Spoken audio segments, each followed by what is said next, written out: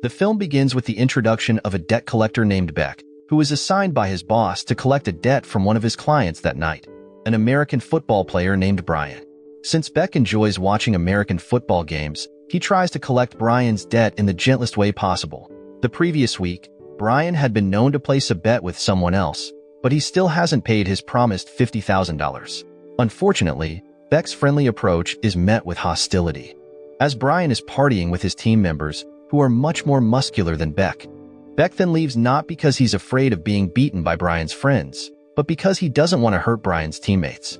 There happens to be a big game next week, and if Beck causes a scene, the game might be canceled. However, Beck's boss insists that the debt be paid that night. Reluctantly, Beck returns to confront Brian, but this time Beck is ready to fight if Brian remains stubborn. Not only is Beck muscular, but he is also very skilled in hand-to-hand combat.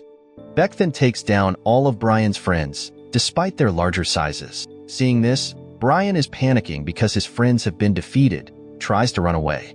Eventually, Brian is caught.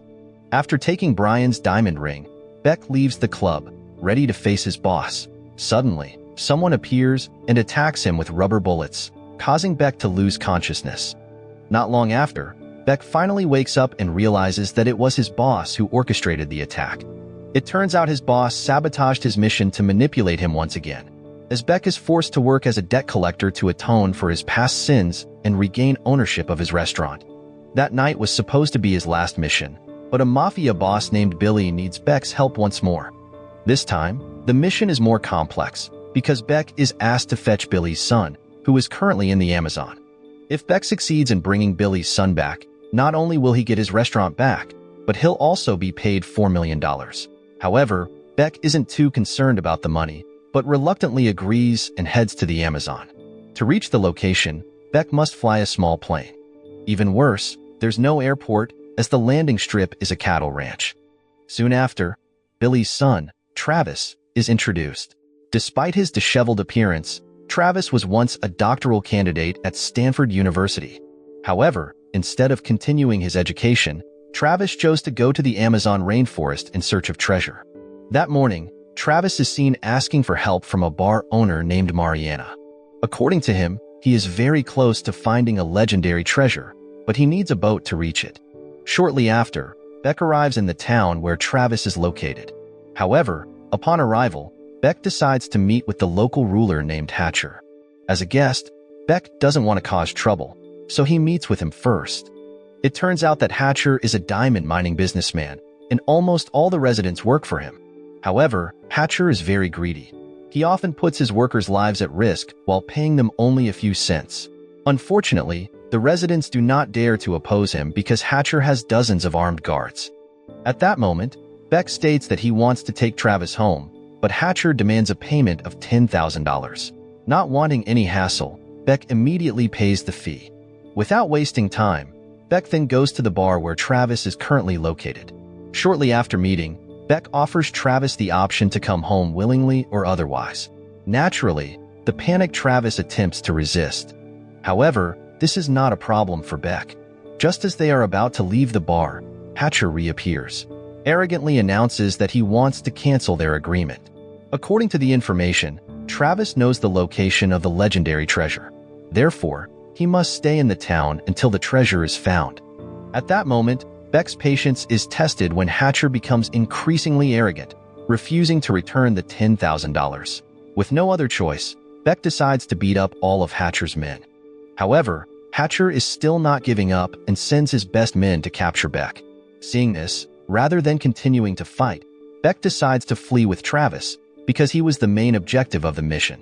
On the way, Travis won't stop babbling, offering to double Beck's pay if he lets him go. Travis does this because he is on the verge of finding the legendary treasure. As his offers continue to be rejected, Travis suddenly rebels, causing their vehicle to fall off a cliff. Because of the fall, Beck is severely injured after hitting several trees. Not wanting to lose the opportunity, Travis immediately searches Beck's pockets to find the handcuff keys. However, Travis's escape isn't as smooth as he expected because soon after, Beck reappeared. Despite witnessing Beck's fighting skills earlier, Travis is undeterred and decides to fight back again. Shortly after, Hatcher and his men arrive at the edge of the cliff. where they realize that Travis and Beck have fallen into the ravine. Although entering the forest is dangerous, Hatcher is determined to find Beck. As long as they are not confirmed dead, the chase will not end. After being caught again, Travis becomes curious about Beck, who came to the Amazon without any weapons. Additionally, Travis finds it odd since, as a debt collector, Beck should at least carry a weapon. However, Beck explains that he has a curse. Every time he holds a weapon, someone gets hurt. Therefore, Beck prefers to fight with his bare hands. After walking non-stop for 5 hours, Travis suddenly needs to urinate. However, with his hands handcuffed, Travis asks Beck to unzip his pants. It turns out that Travis stopped on purpose to use a trap located near a tree, causing Beck to be hung upside down by a rope. As a result, Beck's keys and valuables fall out of his pocket as he is flipped upside down. This allows Travis to easily grab the handcuff key and prepare to escape. Before leaving, Travis mocks Beck for getting caught in such a simple trap. However, Travis suddenly falls into the same trap, and now both are in the same predicament. Sooner or later, the rebel troops will show up and capture them. Thus, Beck suggests to Travis that they find a way to escape from the trap. The situation worsens when forest monkeys suddenly appear. At that moment, Travis explains that these monkeys are notoriously vicious and their bites can cause infections leading to death. Eventually, they are both captured by the rebel troops. Fortunately, Travis can speak the local language, allowing him to explain why they entered the forbidden area. However, instead of defusing the situation, Travis uses the opportunity to tell the rebels that Beck is one of Hatcher's men. This makes the rebel troops ready to shoot Beck. Luckily, the rebel leader named Manitou decides to fight Beck in hand-to-hand combat instead. Although Beck repeatedly tries to explain that he doesn't want to fight, Manitou has already launched an attack. Manitou turns out to have impressive fighting skills, and Beck gets thoroughly beaten. Beck's patience finally runs out, and he decides to fight back seriously. This time, Manitou and his friends are thoroughly beaten by Beck. In the midst of the fight, Mariana suddenly appears. Amusingly, Manitou and his men show great respect for her, as she is revealed to be the true leader of the rebel forces. Although this is quite surprising, it at least saves their lives. Not long after, while having dinner by the campfire, Mariana explains that the rebel group she formed consists of villagers who can no longer stand Hatcher's tyranny. Their fields have been forcibly taken to be turned into mines. Worse, their agricultural produce only ends up in Hatcher's personal pockets. During the conversation, Manitou apologizes to Beck for his earlier behavior and gives him a necklace. Unfortunately, the peaceful situation abruptly changes when Hatcher's troops find their location. As the result, all of Mariana's members are slaughtered by Hatcher's troops. Only Mariana, Beck, and Travis manage to escape using a boat. After traveling down the river all night, Mariana suddenly forces Travis to help her find the location of the legendary treasure, as the treasure was the villagers' only hope for a decent life.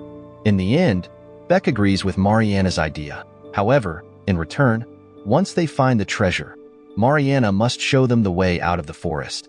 With no other choice, Travis leads them all to the treasure's location. During the journey, it was revealed that Beck was born in a gangster environment. Since childhood, Beck spent his time fighting until he eventually worked for Billy.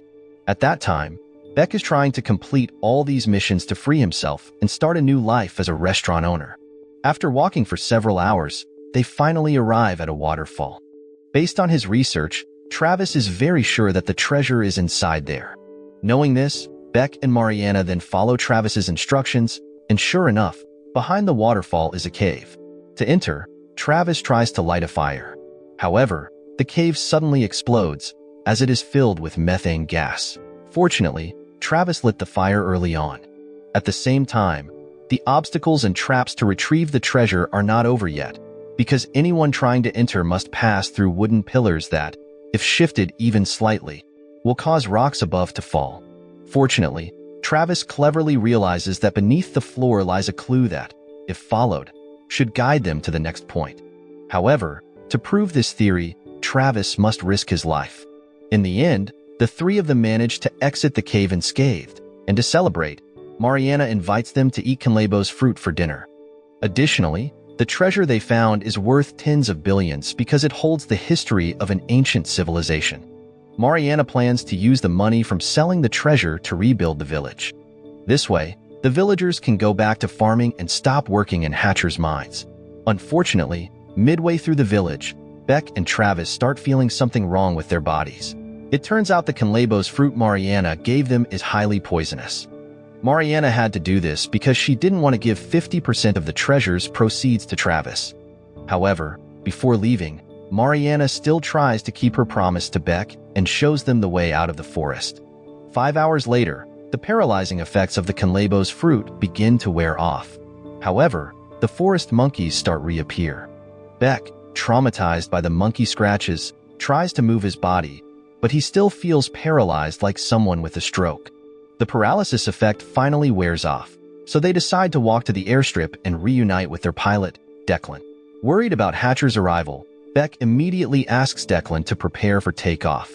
However, Declan then explains that Hatcher won't be showing up because he found the legendary treasure last night. It turns out that during the escape, Mariana was captured by Hatcher's troops. Knowing Mariana's life and the villagers' lives are in danger, Beck feels compelled to return to town. Even though Mariana betrayed them last night, she did it for the sake of her people. Thus, Beck decides to return to the town, while Travis is to be left with Declan. However, Travis insists that Beck won't be able to defeat Hatcher without his help. On the other hand, Mariana was seen being detained and interrogated by Hatcher. However, in the middle of their conversation, one of Hatcher's subordinates reports that Beck has attacked Outpost 1. Without hesitation, Beck sends a threatening message to Hatcher, offering him two choices: leave peacefully or be forced out. Upon hearing the threat, Hatcher and his men burst into laughter. However, to anticipate the impending attack, they begin making various preparations. In the midst of the silence, music suddenly plays, and it turns out to be Declan. At that moment, he arrives with a flashy appearance and recites a poem for Hatcher's soldiers. When Declan starts playing his music again, dozens of cattle enter the village. Because of this, some of Hatcher's men are knocked down by the cows. However, all of this is just a distraction, as the real attack begins now. Beck then starts taking down his enemies one by one, and despite facing dozens of armed soldiers, he continues to fight with his bare hands. Meanwhile, Travis is assigned to distract the enemies by firing a few shots. However, he eventually gets trapped in a shop and is forced to fight one of Hatcher's men. While monitoring the fights through CCTV, Hatcher starts to panic and orders his men to quickly evacuate the treasure. At the same time, the situation on the ground becomes increasingly heated. Travis eventually gets trapped in a bus, and the enemies keep shooting at him. Unfortunately, the enemies are on the roof, where Beck can't reach them all with his bare hand. Therefore, Beck decides to use a weapon just this once. As the result, in less than 20 seconds, 8 enemies are dead, and this is the reason why Beck avoids using weapons. To defeat the remaining enemies, Beck decides to go back to using his bare hands. At the same time, Travis realizes that Hatcher's men are trying to escape with the treasure. Without hesitation, Travis tries to ram a car into Hatcher's men by himself. Shortly after, Beck's fight isn't over yet, as he is now being attacked by 3 whip-wielding fighters. Apparently, they are not ordinary soldiers as Beck struggles against them. While he is busy fighting, Hatcher and his men suddenly appear and try to shoot Beck from a blind spot. Fortunately, Travis comes to his aid. Not long after, Hatcher admits defeat and promises to stop the attack. However, the villagers, already enraged by his actions, gather at the place, ready to kill him. The only thing holding them back is Beck's presence. Seeing this, Beck tries to give Hatcher one more chance to apologize to the villagers and leave peacefully. But suddenly, someone shoots Hatcher. Thus, the oppression in Mariana's village comes to an end. Shortly after, Beck feels a bit gloomy because during the fight, Travis secretly decided to escape with the treasure. However, this suspicion ends when Travis suddenly appears and hands the treasure over to Mariana. From the beginning, Travis undertook this expedition not for the money, but to have his name engraved as one of the renowned archaeologists. After a long journey and incredible obstacles, Beck successfully brings Travis back to his hometown in Los Angeles. Seeing this, Billy is very happy his son has returned home and plans to marry him off to the daughter of another mafia boss. As promised, Billy rewards Beck with money and ownership of his old restaurant. However, Beck suddenly causes a stir again, where he says that to celebrate the mission, Billy must try his favorite fruit that Beck brought from the Amazon, which is the Conlebos fruit. It turns out that Beck has sympathy for Travis, who has had his entire life controlled by his father. Therefore, Beck gives Travis a second chance to escape. And with that, the film ends. Moral lesson from the story: never try to collect a debt at a football party, especially if the debtors are bigger and drunker than you. If you do, you might end up wrestling monkeys in the Amazon before you get your money.